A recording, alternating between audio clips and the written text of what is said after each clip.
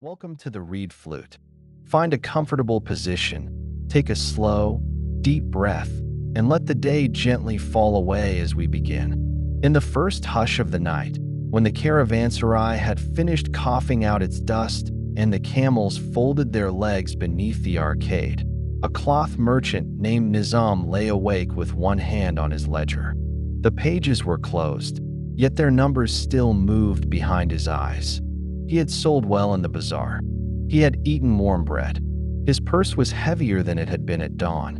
Still a small hunger moved in him, thin and clever, whispering of the caravan he had missed, the profit another man had made, the bolt of silk he should have bought. Near the courtyard well sat Farid, an old dervish with a reed flute resting across his knees. The lamp beside him was no larger than a cupped pomegranate, but its gold light trembled on the stones. Farid did not ask Nizam why he could not sleep. He lifted the nay and let one breath pass through it, low and hollow, like a reed remembering the marsh from which it had been cut.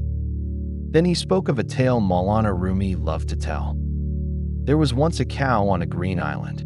All day she wandered among grasses so thick that they brushed her belly. The fields were tender after rain. Clover leaned under dew. Sweet reeds bent at the water's edge. From morning until evening the cow ate and ate, tearing mouthful after mouthful from the generous earth. By sunset her sides were round. Her eyes grew heavy. The island had given her more than enough. But when night came and the sky darkened over the water, fear entered her as if through the ears. She looked across the pasture and saw only shadow. The grass that had been bright in the sun seemed poor beneath the moon. She thought, what will I eat tomorrow? What if this field is gone? What if the island becomes bare while I sleep? All night she fretted. She paced. She stared at the ground. Her body, filled by the day, grew lean from the night's imagining. By dawn she was thin with worry, though no wolf had come and no drought had touched the shore. Then the sun lifted. The whole island shone green again. Grass stood everywhere, fresh as mercy. The cow lowered her head and ate. By evening she was full once more. Yet when darkness returned, she forgot again. She believed the pasture had ended. She believed tomorrow would arrive empty-handed. So her days fattened her, and her nights wasted her. Farid looked at Nizam's closed ledger, then at the sky where the stars seemed scattered like seed. The cow was not hungry in the field, he said. She was hungry in the dream of losing it. Nizam shifted under his cloak. The old dervish did not speak sharply. His voice was like a hand smoothing a blanket. The courtyard smelled of cooling ash, camel leather, and damp rope by the well. Somewhere beyond the wall, a night bird called once and fell silent. The merchant thought of all the days that had fed him. He thought of his wife's hands folding bread into a cloth for his journey. He thought of the coins already earned, the roof already repaired, the child already sleeping in a safe room. Yet every night his mind walked the island counting shadows, asking whether the grass would still be there when morning came. Farid placed the reed flute to his lips again. Its note moved through the courtyard, not sweet at first, but true. It had the ache of something cut away and still singing toward its root. Nizam listened. The numbers inside him did not vanish. They softened at the edges. The ledger under his hand became only leather and paper, not a second heart. The hunger that has no floor can stand in a meadow and still call itself poor. Let the pasture already given grow quiet inside you. The lamp breathed lower, and a camel bell carried the night toward a merchant's road. When the first watch had passed, the caravanserai settled into a deeper silence. Nizam heard men turning in their sleep behind thin curtains. He heard a camel grinding its teeth softly, as if even the animal dreamed of hard roads.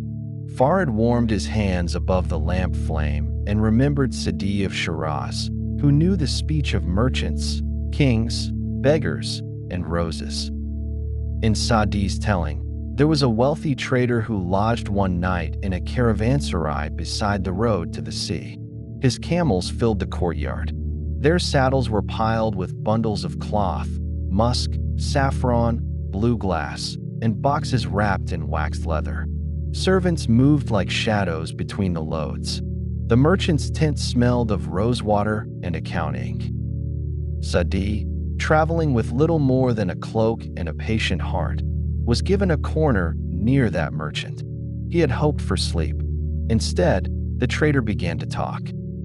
He spoke first of the goods he had brought from Turkestan, then of the price they would bring in Damascus.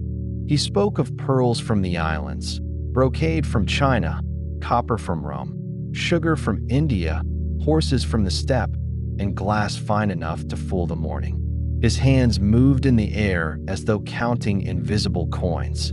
Every plan gave birth to another plan. Every prophet opened its mouth for a larger prophet. "This year," said the merchant, "I will send these bales west. Next year I will send sandalwood east. After that, I will buy more camels. Then I will cross the sea. There is a market there that no one has entered wisely. When I have done that, I will return home and rest." Sadi listened. The night grew older. The lamp burned down. Servants slept with their backs against saddlebags. But the merchant's eyes shone brighter and brighter. He leaned close to Sadi, as if revealing a secret. "Only one more journey remains," he said. "One great journey. Then I will sit in my house, eat fruit from my own garden, and trouble myself no more." Sadi looked at the man's face. It was lined not only by the sun, but by future roads. There was dust on his beard from journeys already finished, yet his soul was wearing the dust of journeys not yet begun. At last Sadi said, "There are two things that fill the narrow eye of greed. One is contentment. The other is the earth of the grave." The merchant stopped. Outside, a camel lifted its head and let the brass bell under its throat give one small note. The sound faded into the dark. Sadi did not insult trade. Bread must be bought. Children must be clothed. Roads must be crossed. But he had seen the strange fever that says rest is always one bargain away. The fever lets a man sit beside enough and call it preparation. It lets him gather the world and still ask for proof that tomorrow will obey him. The wealthy trader lay down near dawn, but his hands still moved beneath the blanket, measuring cloth in his sleep. Sadi watched the first pale line appear over the courtyard wall. A sparrow hopped among the camel droppings, searching for a grain. It found one, ate it, and flew away without asking where the next caravan would go. In the caravanserai of Farid's night, Nizam breathed out slowly. His own plans had the same branching limbs. A journey after a journey. A purchase after a purchase. A promise that rest would come after the next door opened. The old dervish did not look at him, yet the story had found him as accurately as a needle finding cloth. Farid rubbed the reed flute with his sleeve. "Some roads are crossed by feet," he murmured. "Some are crossed by surrendering the need to arrive richer than the last version of oneself. Let the last journey loosen its sandal from you." A mouse rustled near the grain sacks, and the night turned toward a little house where even one nail could hold a man captive. The moon climbed higher, round and pale as a bowl of watered milk. Farid fed the lamp with a thread of oil, and its flame stood up again. Nizam smiled faintly before the next tale began, for everyone on the road knew that when wisdom grew too proud, Nasreddin Haja often arrived riding sideways on his donkey to make it blush. In Aksahir, where roofs leaned toward one another and grapevines cooled the alleys, Nasreddin once decided to sell his house. The house was small, but well placed. Its courtyard held a fig tree, and in the summer the leaves made shade large enough for two men to drink tea without quarreling with the sun. A neighbor named Yusuf had wanted the house for many years. They agreed on a price. Yusuf counted the coins on a wooden tray. Nasreddin nodded over each one, slowly and gravely, though a smile kept trying to escape under his mustache. The deed was spoken before witnesses. The key was placed in Yusuf's hand. Only then did Nasreddin lift one finger. "There is a nail in the wall of the main room," he said. "It belonged to my father's father. I have sold the house, the roof, the courtyard, the fig tree, and the door. But that nail must remain mine." Yusuf laughed. "A nail? Keep it in memory." "No," said Nasreddin. "It must stay in the wall. I will not trouble anyone. I only keep the nail." The neighbors shrugged. A nail was a small thing. Yusuf agreed. For a few days the house was peaceful.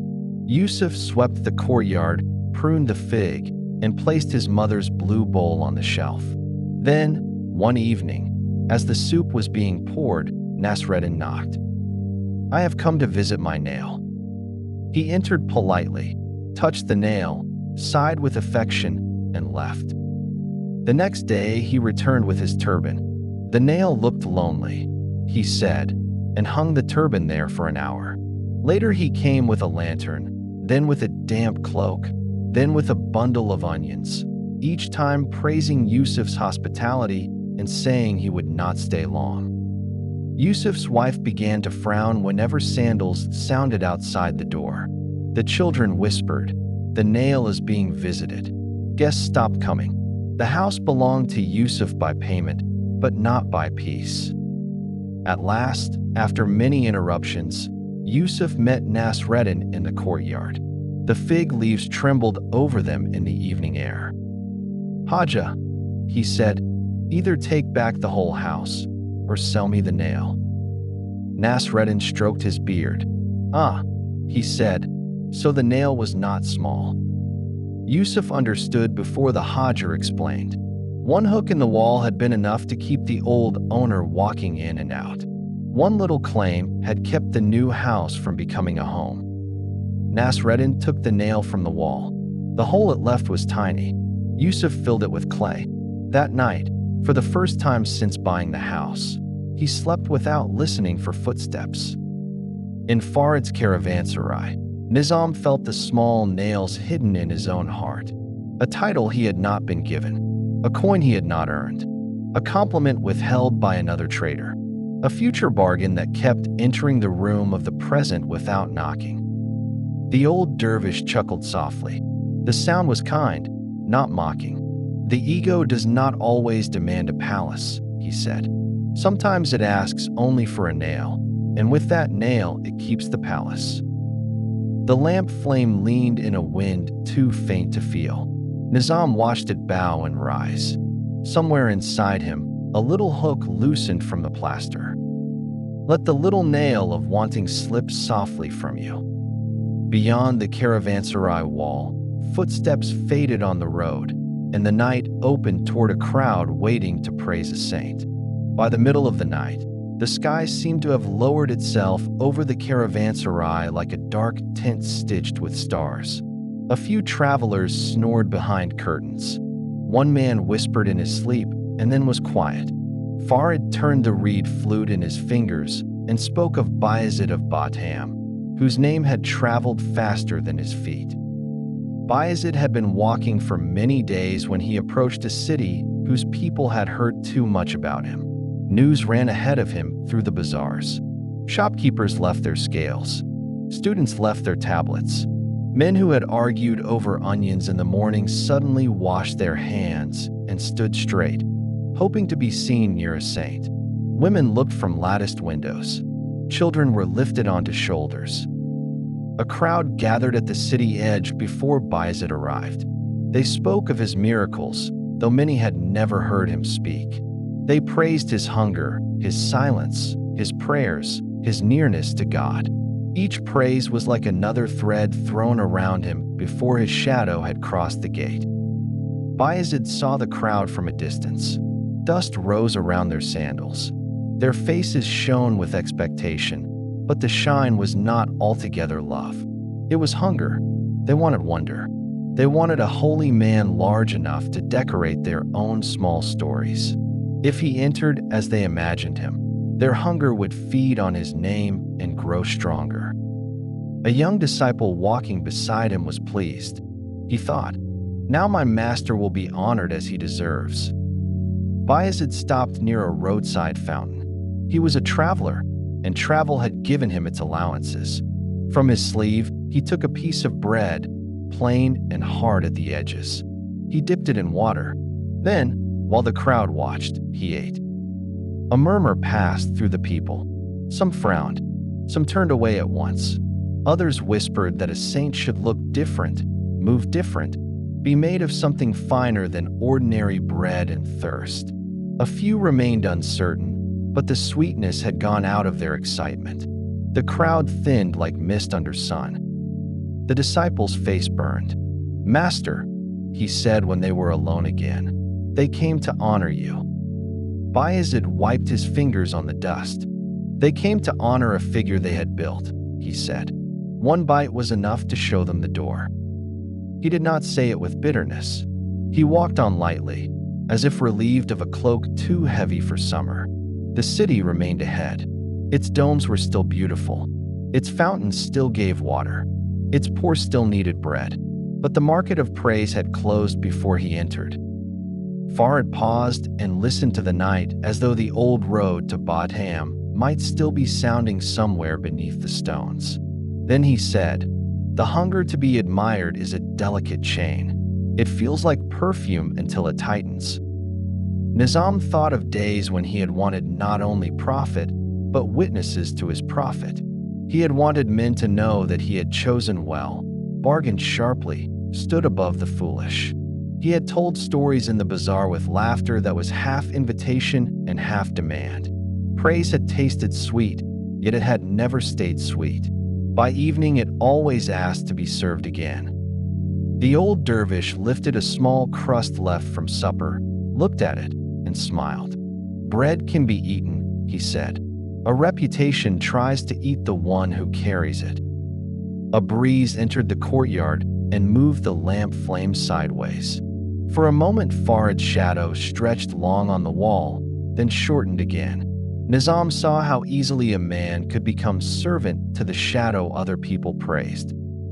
Let the hunger to be praised walk out quietly behind you. With the crowd gone and the road empty, the knight turned toward a poor room in Basra where a woman sat beside an open hand. The night deepened until even the restless animals seemed to have surrendered. Only the lamp, the well rope, and Farid's low voice remained awake. He spoke next of Basra, where the air could smell of salt, date palms, fish, and warm dust, and where Rabia lived with a poverty that had no begging in it. Her room was small. The mat was worn thin at the place where she prayed. A clay jug stood near the wall. A lamp burned with so little oil that its flame seemed to be listening more than shining. Those who came expecting signs often found only quiet. Those who came hungry for sayings often found silence first. One evening, a wealthy man climbed the narrow lane to her door. He had heard of her devotion and was troubled by her poverty. His robe was clean. His beard smelled faintly of amber. In his hand, he carried a purse of gold heavy enough to pull the cloth tight around it. He knocked softly. Rabia opened. "Mother," he said, lowering his eyes, "accept this. Let there be oil for the lamp, bread for the table, wood for winter, and no need for worry." He placed the purse before her. The coins inside settled against one another with a small, rich sound. In many houses, that sound would have brought relief before the first word was spoken. Rabia looked at the purse. She did not draw back as if gold were poison. She did not touch it as if it were salvation. She simply looked, as one might look at a bird that had flown into the wrong room. Then she said, "Does the one who feeds those who forget him refuse bread to one who remembers?" The man stood silent. Rabia continued gently, "If he gives to those who turn away, will he neglect an old woman who turns toward him? Take the purse back. It may be needed by someone whose heart is ready to receive it from that direction." The rich man flushed. He had wanted to give. He had also wanted to be the giver, to feel the sweetness of rescuing a saint. Rabia's refusal did not shame him. It undressed the wish hidden inside his generosity. He lifted the purse again. It seemed heavier than before. Before he left, he saw her lamp flicker low. For a moment, he nearly protested. But Rabia's face was peaceful in the half-dark. The little flame had no fear of being little. It gave what it had and waited. After he descended the lane, Rabia sat again on the mat. The room did not become richer. The jug remained plain. The lamp still leaned toward extinction. Yet nothing in the room begged. Its emptiness was not an accusation. It was a space where trust could breathe. Farid glanced toward Nizam's purse, tucked safely beneath his folded cloak. The merchant knew the old dervish had noticed. He also knew Farid was not asking him to throw coins into the well. The tale was quieter than that. It asked what the purse had become in the night.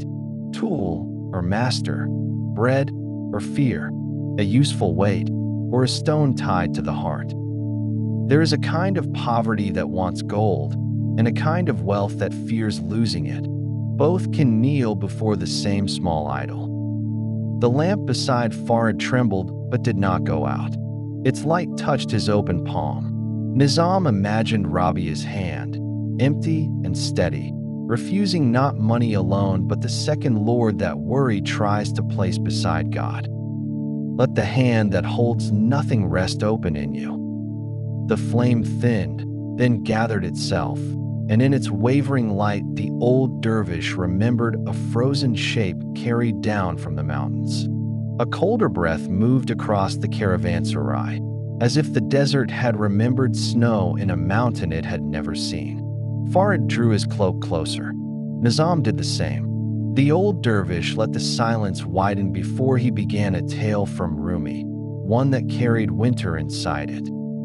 There was once a man who caught snakes for a living.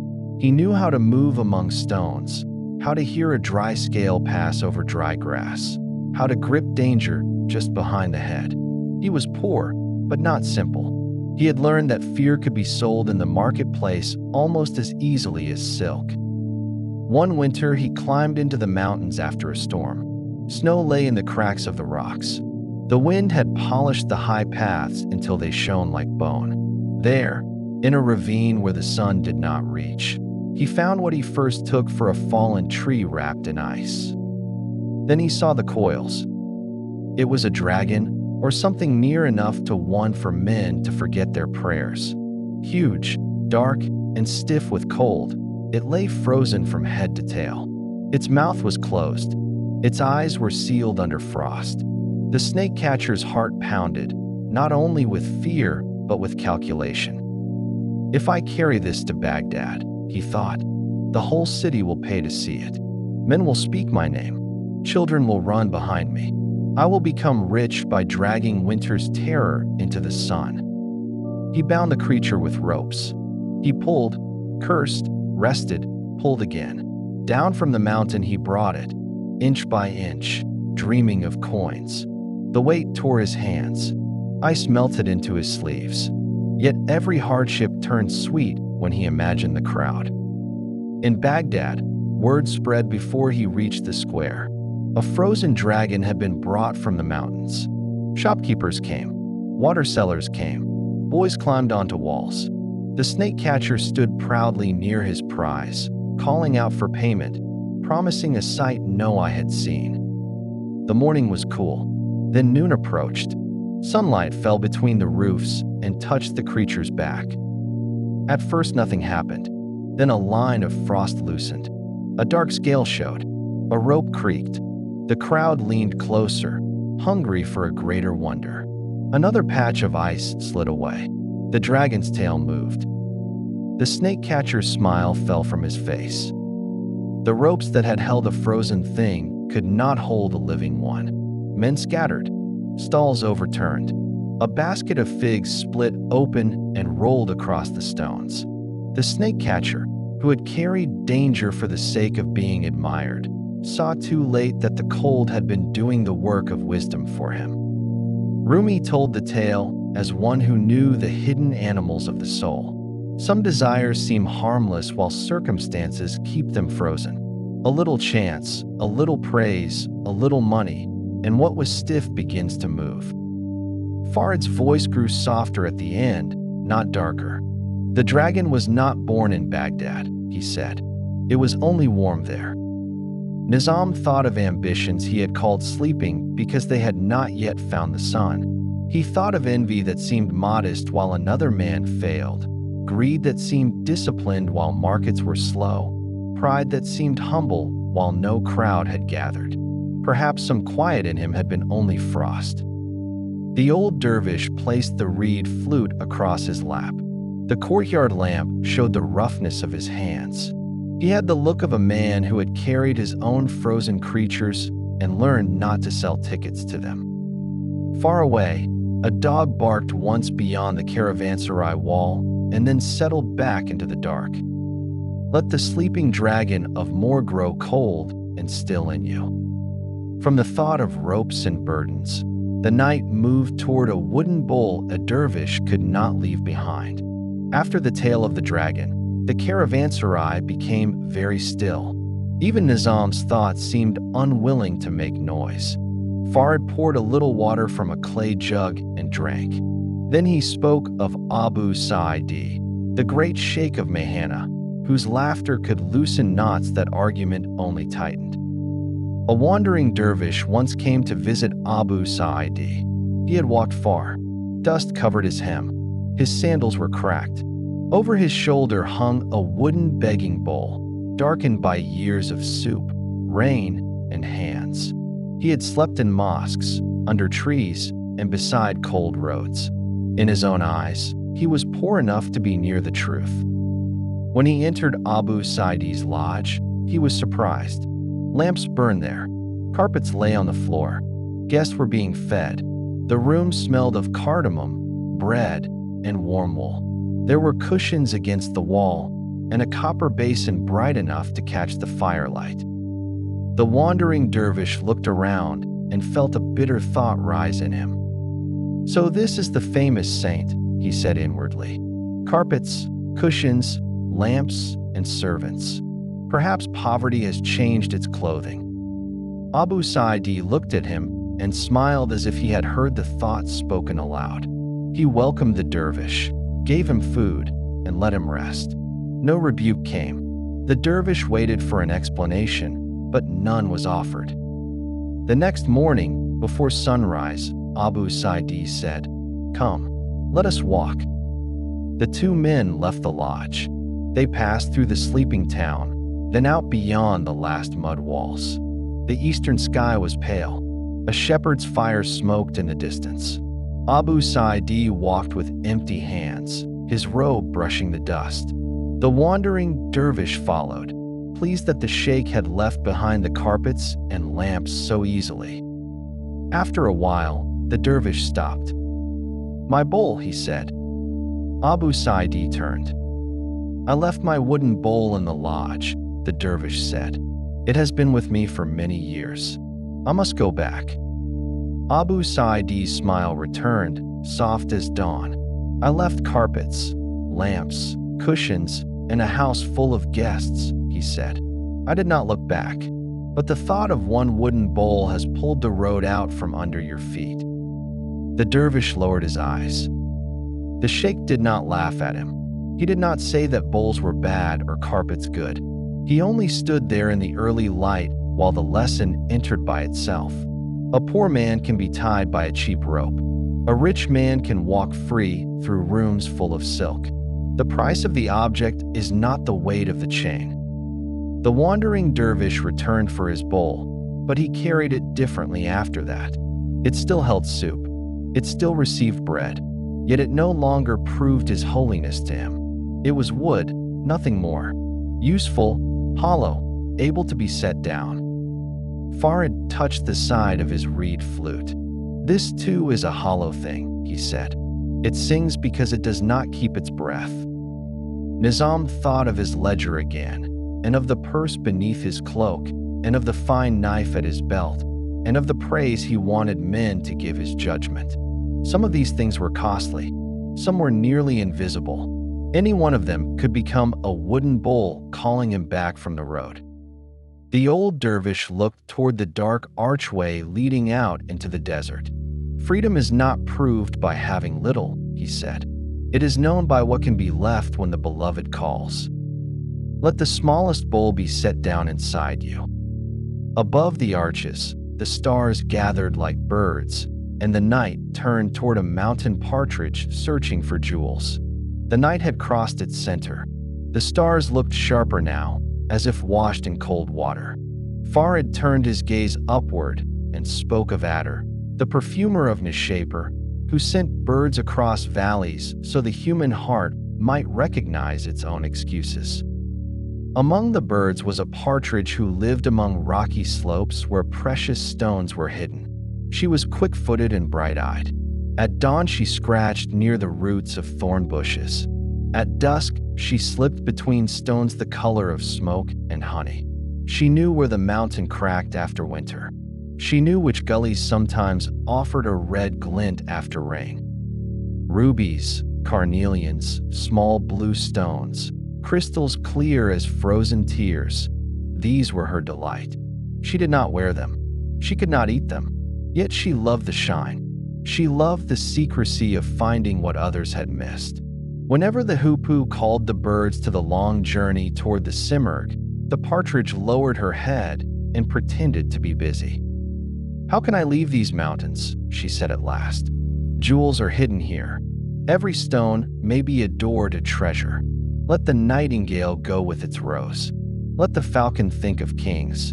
My path is among gems." The hoopoe, who had seen many hungers wearing many feathers, looked at her with patient eyes. "Those stones have trapped better wings than yours," said the hoopoe. "Men dig for them until their hands bleed. Brothers quarrel over them. Kings lock them in darkness and call them light. A jewel glitters because it cannot give bread. It shines, and the hungry come closer, and still it remains stone." The partridge pecked at the ground. A small crystal lay there, catching a thread of moonlight. It flashed suddenly, and for a moment it seemed alive. The partridge's heart leapt. The hoopoe waited. A cloud passed over the moon. The crystal went dull. It was only a pebble again, cold in the dust. The partridge shifted her feet. She had mistaken glitter for invitation. She had thought the mountain was speaking to her whenever a stone answered light. But the answer belonged to the moon, not to the stone. The shine had borrowed its beauty. The hoopoe said, "Not everything that gleams is a guide. Some lights point home. Some lights keep the wanderer circling the same rock." The partridge looked across the slopes. The places she loved were beautiful, but they had become small from being searched too often. Every crevice held the memory of her wanting. Every bright chip demanded that she bend her neck again. The sky above the mountain was wide, and for the first time she noticed it. She did not become free all at once. Birds, like people, release one claw before the other. But she lifted her head from the stones. She listened to the call beyond the ridge. The jewels remained where they were. The mountain did not collapse because she stopped worshiping its glitter. Farid's lamp had burned low enough that the brass around it was dark. Nizam thought of bolts of cloth dyed so richly that men lost honesty over them. He thought of rings locked in boxes, coins hidden in walls, the sparkle in another trader's eye when profit first appeared. He had followed many borrowed lights. The old dervish laid one finger beside the lamp flame. "The flame gives light," he said. "Gold only repeats it." For a while, neither man spoke. The stars above the caravanserai seemed less like jewels now and more like openings. Nizam felt the difference without finding words for it. Let the false glitter fade gently before you. The partridge's mountain grew quiet, and from its silence the night descended toward Baghdad, where Junayd weighed treasures no scale could hold. Toward the last part of the night, the air cooled enough that Nizam drew his cloak up to his chest. Farid's face was half in shadow. He spoke now of Junayd of Baghdad, sober master of the path, whose words often entered quietly and remained for years. A man came to Junayd one day with dust on his sandals and complaint in his mouth. He was not starving. His clothes were patched but clean. His hands were strong, yet his face was tight with the bitterness of comparison. "Master," he said, "I am poor. Others have shops. Others have houses with courtyards. Others sit on cushions and eat from trays. I have nothing." Junayd received him in a plain room where the light fell through a high window. A reed mat lay on the floor. In one corner stood a water jar with a chipped rim.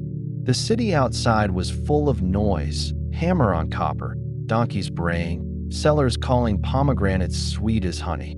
But inside, Junayd let the man's complaint settle. Then he asked, "Would you sell one of your eyes for 10,000 dinars?"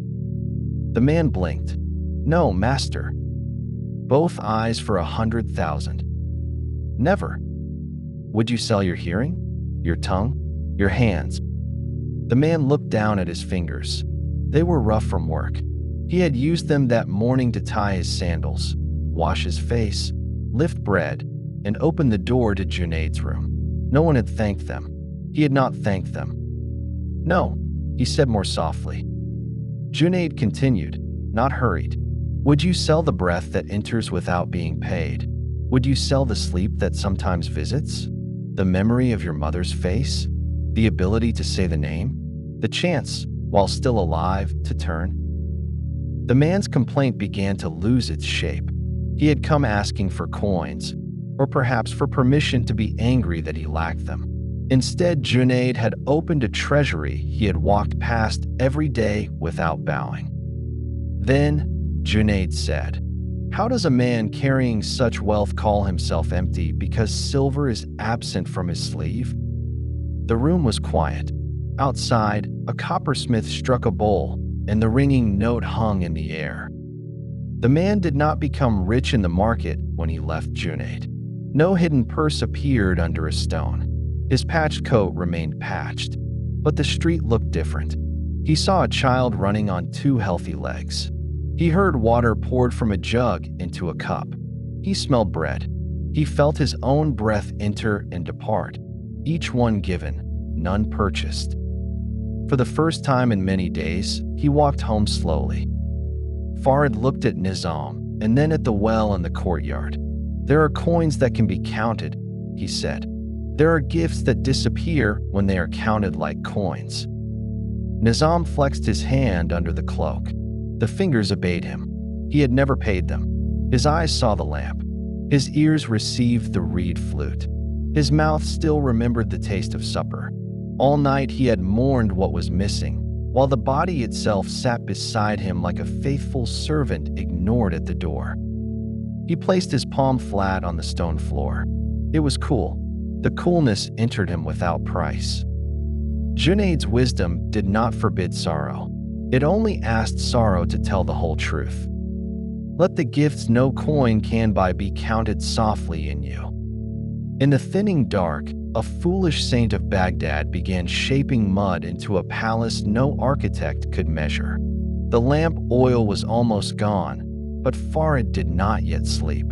Nizam had turned onto his side, facing the courtyard. The old dervish spoke of Bahlul, the wise fool of Baghdad, who wandered near palaces and graveyards with the same bare feet and often made the powerful uneasy without raising his voice.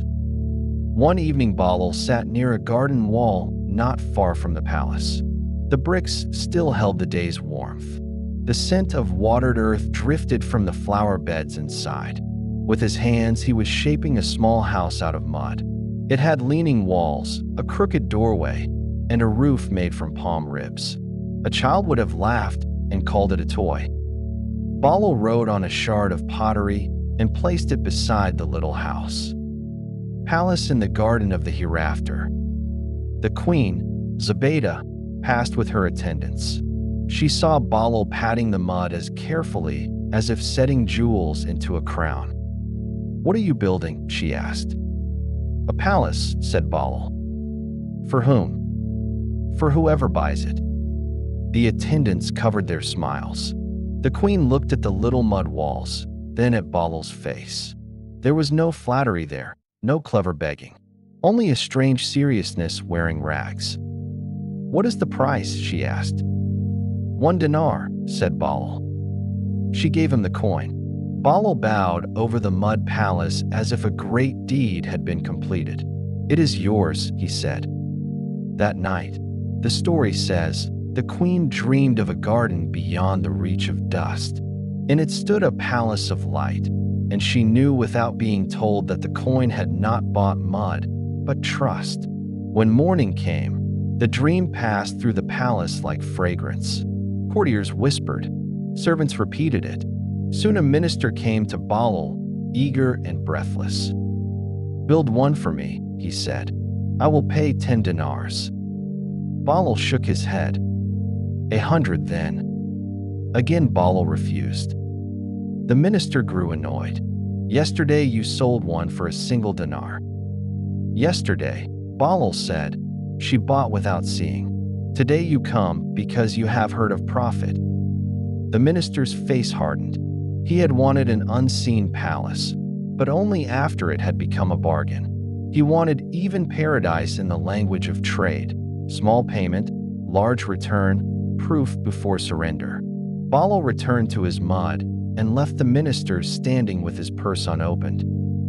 Farid's eyes rested on the last ember in the brazier. "Wanting can follow a man even into prayer," he said.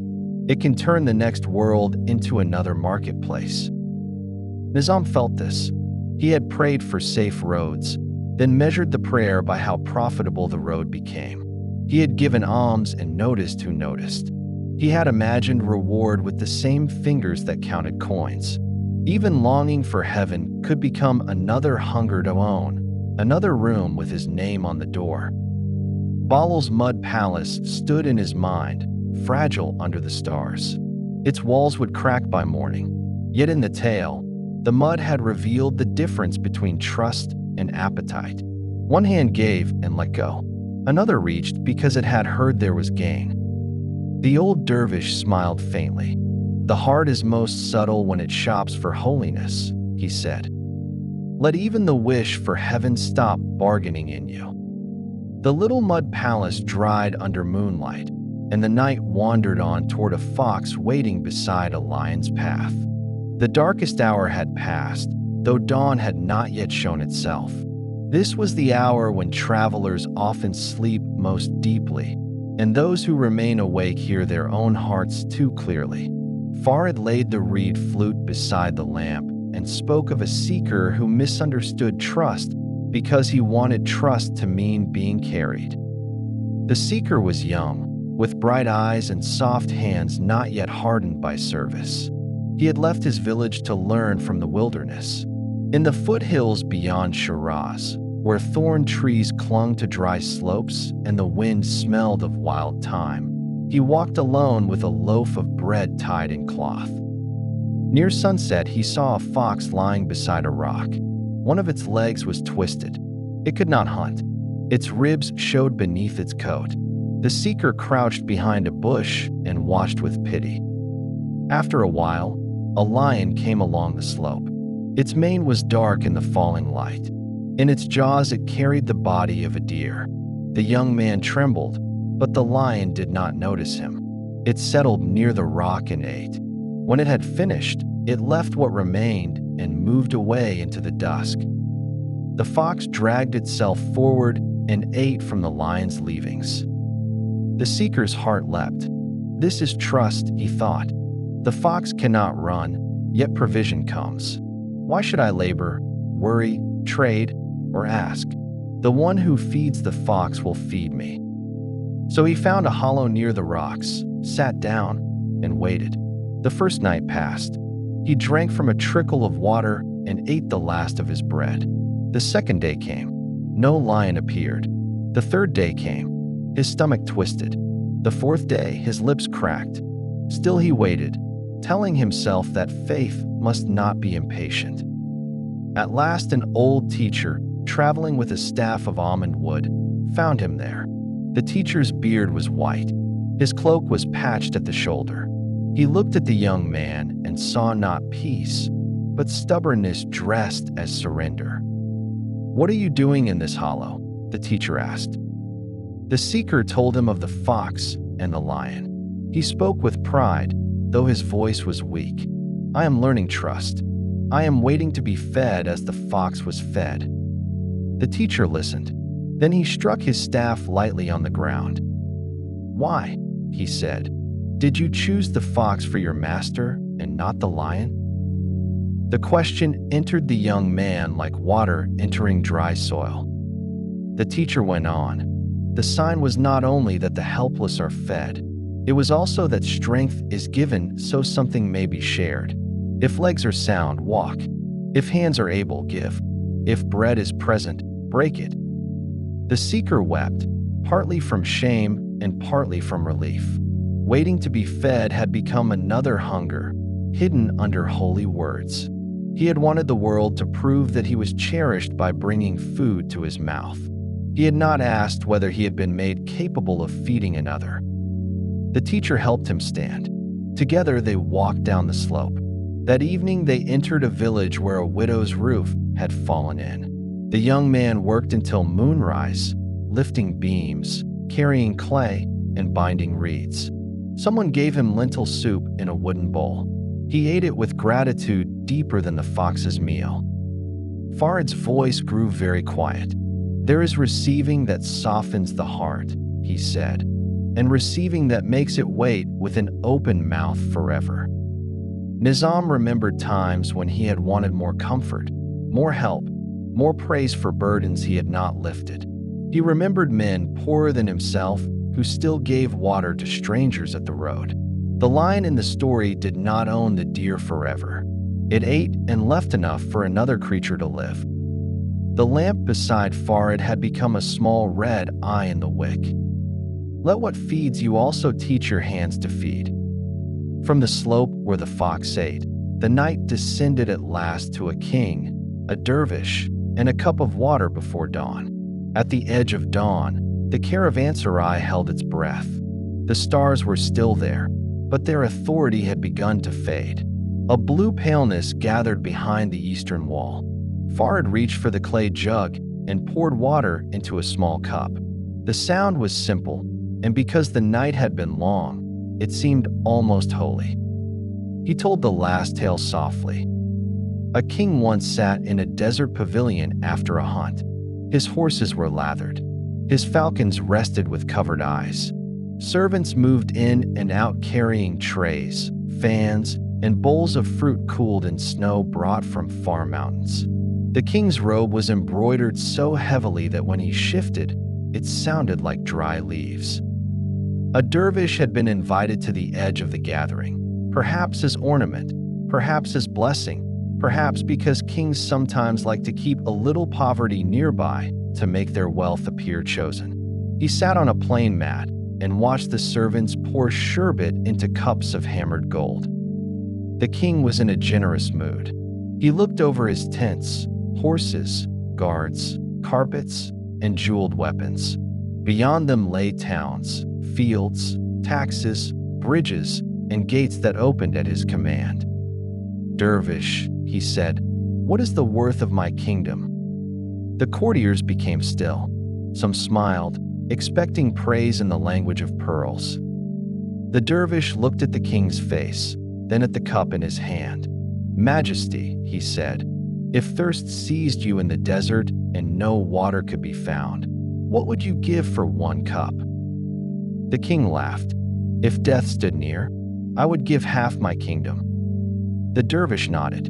"And if you drank that cup, but the water could not leave your body, and pain seized you, what would you give for relief?" The king's laughter faded. He had known fever. He had seen strong men bent double by a thing no sword could strike. "The other half," he said. The dervish bowed his head. "Then a kingdom is worth one cup of water entering and one cup of water leaving. Why be so proud of the middle?" No one spoke. A horse stamped outside the pavilion. The king looked at the gold cup in his hand.